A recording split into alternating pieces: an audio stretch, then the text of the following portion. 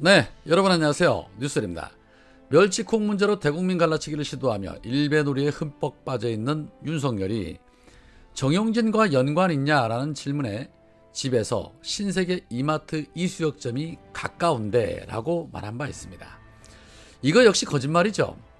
지금 보시는 지도를 보면 윤석열이 살고 있는 아크로비스타 근처에 큰 마트들이 수두룩합니다. 그런데 3km 이상 떨어진 동작구까지 이동을 해서 이와 같은 퍼포먼스를 했다는 것은 납득이 안 되죠. 하물며 아크로비스타 지하에도 홈플러스 마트가 있습니다.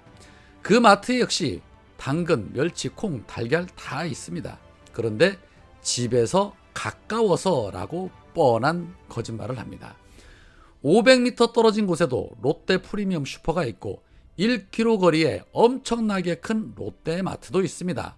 차라리 선대위에 젊은 2030이 시킨 것이라고 솔직하게 말하는 게 좋을 텐데 눈 하나 깜빡 안 하고 저런 말들을 합니다. 이런 것 작은 것 하나하나도 거짓말을 밥 먹듯이 하는데 다른 말들이나 정책, 공약들을 어떻게 믿을 수가 있냐는 것이죠. 그런데 이것만 있는 게 아닙니다.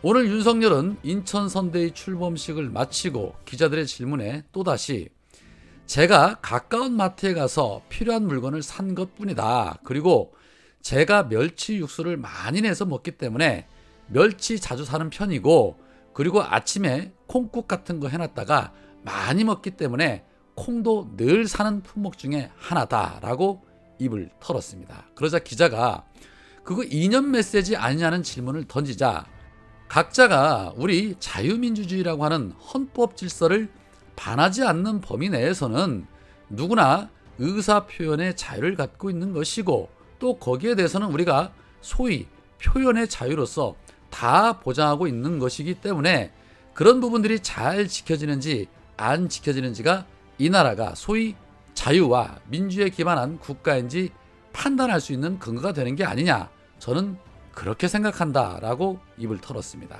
그러니까 본인 스스로도 이게 이념적인 메시지라는 것을 인정하고 있는 것입니다.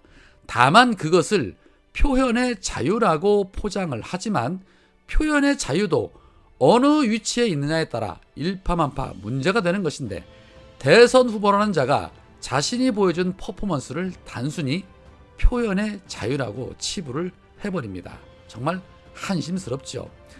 또한 기자가 병사 월급 200만 원 공약을 두고 공무원 급수에 상응해서 급여를 주는 군 임금 체계상 전체적인 공무원 급여 인상이 불가피해 보이는데 어떻게 생각하시느냐라고 묻자 윤석열은 또 이렇게 말합니다. 모든 공무원들은 다 국가와 근로계약을, 또 경우에 따라서는 공법상 제약도 있고 이런 근로계약을 체결해서 일을 하고 있기 때문에 모든 공무원들은 다 임금과 월급과 수당을 합쳐서 최저임금 이상은 다 받고 있다. 우리 병사들도 젊은 시기 자신의 헌신과 희생을 통해서 국방의 의무를 다하고 있는 것이고, 그 실질은 역시 국가에 자기의 노동력을 제공한다는 그런 실질에 있어서는 큰 차이가 없기 때문에 이런 위중한 안보 현실을 감안했을 때에도 우리가 청년들에게 사회 다른 영역에서와 똑같은 최저임금 보장을 한다는 거지, 그걸 하지 않는다는 것이 저는 지금 우리나라의 여러 현실에 비추어서 공정과 상식에 맞지 않는다고 저는 보고 있다라고 입을 털었습니다. 기자의 질문 자체를 이해 못한 답변을 내놓고 있습니다. 병사 월급을 올려주면 거기에 맞춰 다른 공무원들의 인상도 불가피할 것으로 보인다는데 무슨 뚱딴지 같은 공정과 상식만 주구장창 떠들어댑니다. 공정과 상식이란 단어만 쓰면 모든 것이 해결된다고 생각하는 것으로 보여집니다. 아는 게 있어야 답변을 할 텐데 정말 한숨 나옵니다. 윤석열의 이 같은 병사 월급 200만 원 공약에 대해서 홍준표는 청년의 꿈 커뮤니티에서 그 공약 헛소리다라고 직격을 했습니다. 주 120시간, 월급 180만 원, 최저임금 반대하던 윤석열이 병사 월급 200만 원 준다는 공약에 그걸 진심으로 믿는 국민들이 있을까 싶습니다.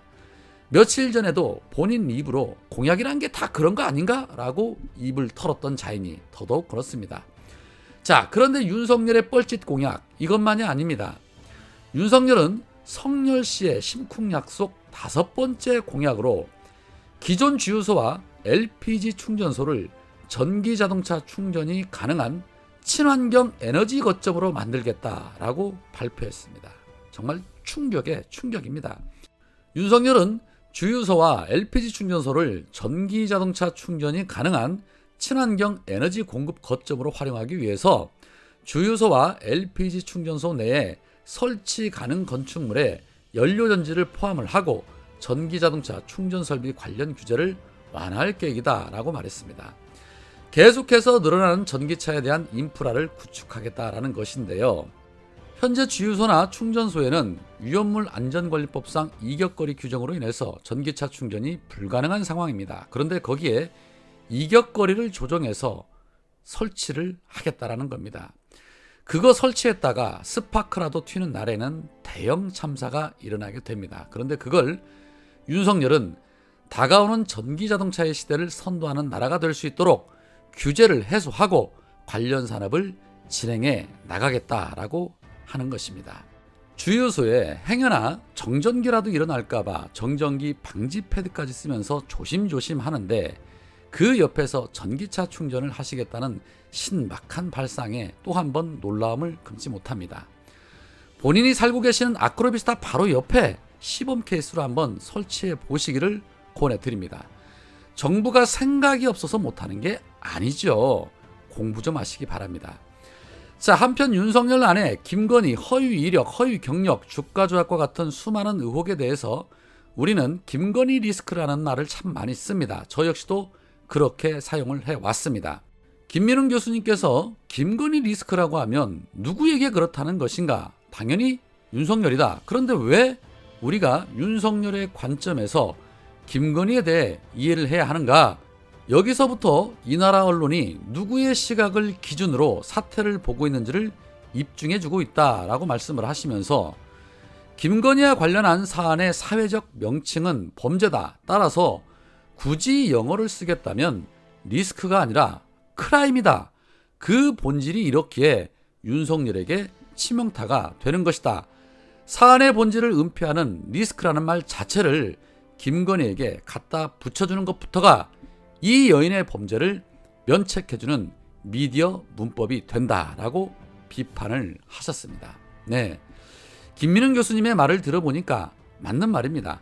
리스크라는 말은 윤석열에 대한 리스크인데 언론이 교묘하게 사용하는 것을 우리가 아무 생각 없이 사용했던 것 같습니다. 이제부터는 우리 모두 리스크가 아닌 크라임이라는 단어를 쓰도록 합시다. 김건희 크라임. 오늘은 여기까지입니다. 고맙습니다.